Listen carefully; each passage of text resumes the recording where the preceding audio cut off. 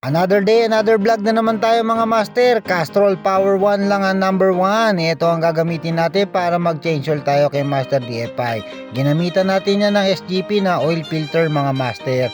Dito sisimulan na natin kaya nilabasan natin yung mga gamit. Dito nga pala binabaklasan natin yung pinaka oil cap filter natin dito sa ating makina. Buksan na rin natin yung pinaka drain plug mga master. Dito excited na nga ako kung anong kulay ng langis natin. Makikita natin dito mga master, iyan dinuguan na siya. Kaya nag-decide na akong palitan yung pinaka oil natin. Ginamitan ko na nga lang pala ng basahan to mga master para malinis natin yung pinaka housing ng pinaka oil filter. Sinisilip ko nga pala kung nandun yung pinaka rubber. Ibinalik ko na nga pala yung pinaka drain plug at sinikipan ko. Dito nga mga master, nilalagay na natin yung pinaka oil filter. Napaka basic lang naman ito, ilalagay nyo lang yung dalawang tornilyo na yan at sisikipan ninyo. Take note ko nga pala mga master, sa pagsisikip nito medyo katamtaman lang, baka malosted kasi malaking problema yan. Isali na rin natin ang langis na nabili natin sa tindahan mga master dyan sa kanto. Wala kasi akong imbudo dito mga master kaya minamanual ko na lang siyang isalin. Napakalinis na langis natin mga master, pwede na tayo ulit mang long ride. Siguraduhin lang natin mga master na masikip tong tornilyo na to kasi kapag naiparada natin yan dahil balileg ang ating motor ay delikado na. Mahirap kasi pag napagtitripan.